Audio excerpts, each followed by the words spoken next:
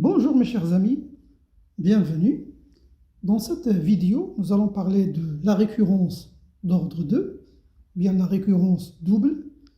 Et dans la prochaine vidéo, je vais aussi vous parler de la récurrence forte. Alors d'abord, on va commencer par la définition de la récurrence d'ordre 2. Après, on va parler du principe de cette récurrence.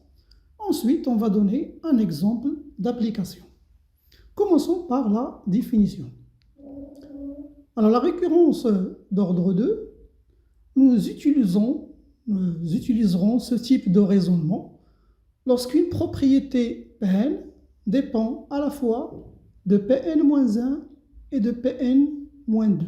Ça veut dire que la propriété Pn dépend des deux rangs précédents. Le principe de cette récurrence. Soit Pn, une propriété dépendante d'un entier naturel n, et n0 appartient à n. n0 ici, c'est le premier rang. Ça veut dire, si on veut montrer que Pn, si on veut montrer par exemple que Pn est vrai pour tout n dans n, alors dans ce cas, notre n0 ici va être 0. Ça c'est le premier rang. Et bien sûr, le rang qui le suit, ça veut dire n0 plus 1, c'est quoi? Eh bien c'est 1. Et maintenant, si on veut montrer que Pn est vrai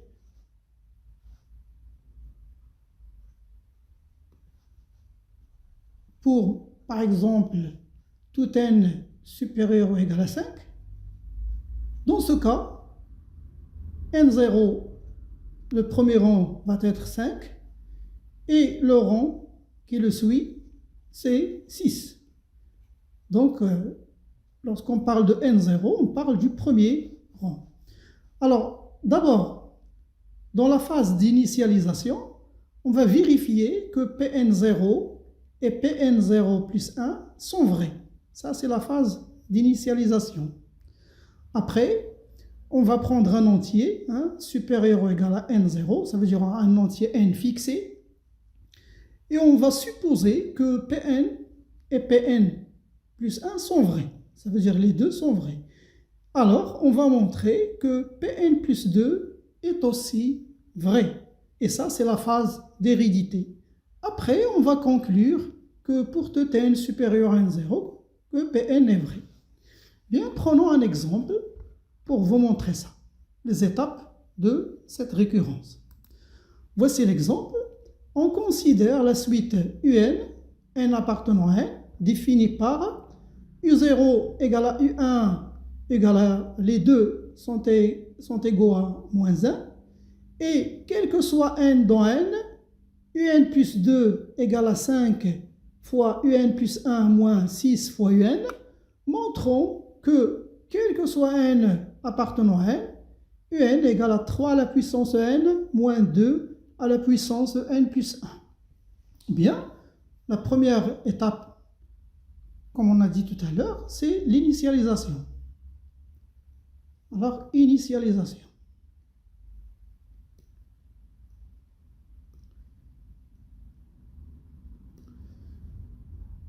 Alors, dans cette étape, on va vérifier. Alors, le premier rang, puisqu'on travaille ici sur n, ça veut dire que le premier rang sera 0. Donc, pour n égale à 0, on a u0 égale à moins 1.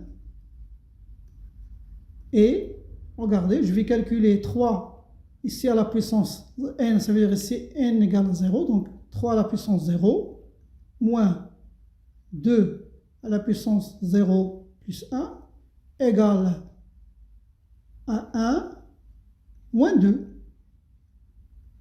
Ici, 2, 0 plus 1, c'est 1, donc 2 à la puissance 1, c'est 1. 1 moins 2 égale à moins 1. Et pour Le rang qui le suit, ça veut dire n0 plus 1, c'est 1. Pour n égale à 1, on a U1 qui est égal à moins 1. Et je vais calculer l'expression 3 à la puissance 1 moins 2 à la puissance 1 plus 1.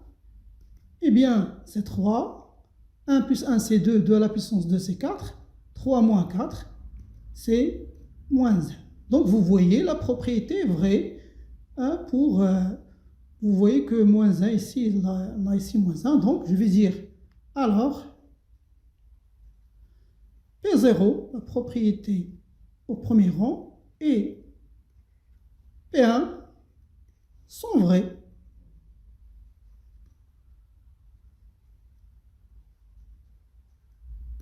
Voilà, là, on a vérifié la phase d'initialisation. Passons à la phase d'hérédité. Hérédité. Alors, dans cette phase, on va considérer un anti-n.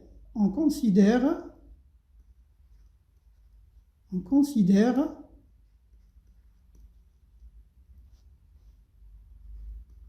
un entier n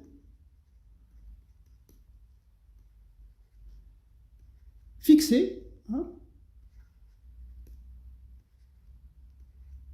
qui est supérieur ou égal à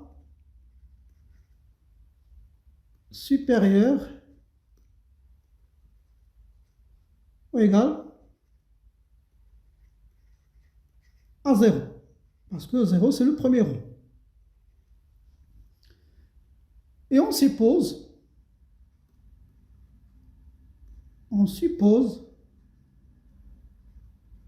que Pn est vrai, Pn et Pn plus 1. Ça veut dire Pn et le rang qui le suit sont vrais. On suppose que Pn sont vrais. Et montrons, qu'est-ce qu'on va montrer? Montrons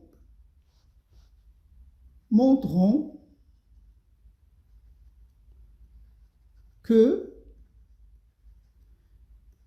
Pn plus 2 est aussi vrai. Aussi vrai. Ça veut dire, c'est-à-dire, je vais mettre entre parenthèses, voilà ce qu'on va montrer. On va montrer que UN plus 2 va être égal à 3 à la puissance n plus 2 moins 2 à la puissance n plus 2 plus 1, ça veut dire n plus 3. Voilà ce qu'on va montrer. Eh bien, calculons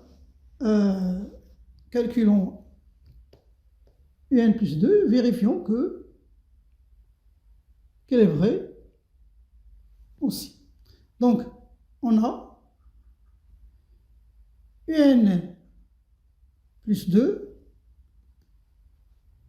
d'après la définition de la suite, il est égal à 5 à la fois UN plus 1 moins 6 UN. Donc, puisqu'on a supposé que UN plus 1 est vrai, ça veut dire que ça va être égal à 5 à la fois 3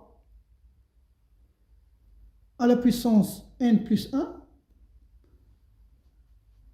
moins 2 à la puissance n plus 1 plus 1 moins, alors puisqu'on a aussi supposé que UN est vrai, ça veut dire qu'il est égal à 3 à la puissance n moins 2 à la puissance n plus 1. Là, vous voyez, n plus 1 plus 1, c'est n plus 2. Donc, je vais développer ça. Cela est égal à 5. Je multiplie fois 3 à la puissance n plus 1 moins 5 fois 2 à la puissance n plus 2, 1 plus 1 c'est 2, moins 6 fois 3 à la puissance n, moins fois le moins va donner plus, 6 fois 2 à la puissance n plus 1. Alors l'astuce, elle est là, dans ce 6, parce que 6 c'est quoi? C'est 3 fois 2, ou bien 2 fois 3. Donc je vais écrire ici 5 fois 3 à la puissance n plus 1,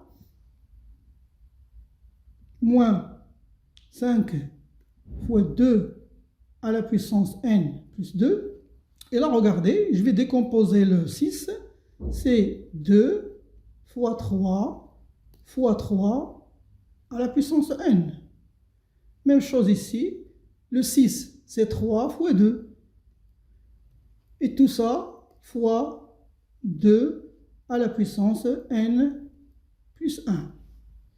Eh bien, ce qui va nous donner, donc je vais passer à la page suivante. Donc cela égale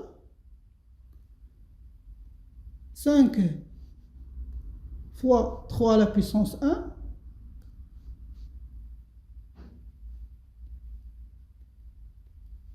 moins 5 fois 2 à la puissance n plus 2.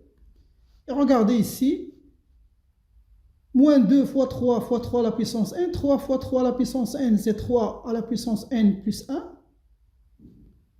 Donc je vais dire moins 2 fois 3 à la puissance n plus 1. Et là aussi, j'ai 3 fois 2 à la puissance n plus 1, c'est 3 fois 2 à la puissance n plus 2.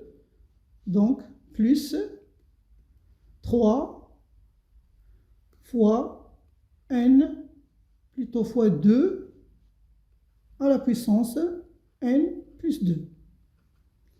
Bien, vous voyez là, 5 fois 3 à la puissance 1 moins 2 fois 3 à la puissance n plus 1. Eh bien, c'est 3 fois 3 à la puissance n plus 1. Même chose ici, j'ai un facteur commun, c'est 2 à la puissance n plus 2, moins 5 plus 3, c'est moins 2. Moins 2 fois 2 à la puissance n plus 2. Et donc, vous voyez, 3 fois 3 à la puissance n plus 1, c'est 3 fois n à la puissance n plus 2.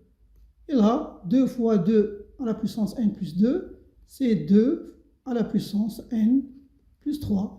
Vous voyez, alors, on voit bien que Pn plus 2 est vrai.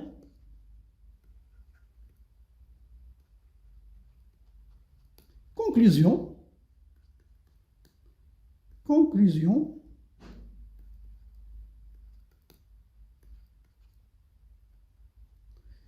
Alors, quel que soit n dans n,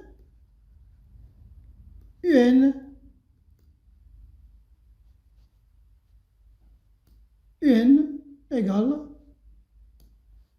à 3 à la puissance n moins 2 à la puissance n plus 1. Voilà mes chers amis, c'est la fin de cette vidéo. Je vous donne un rendez-vous à la vidéo prochaine où on va voir la récurrence forte.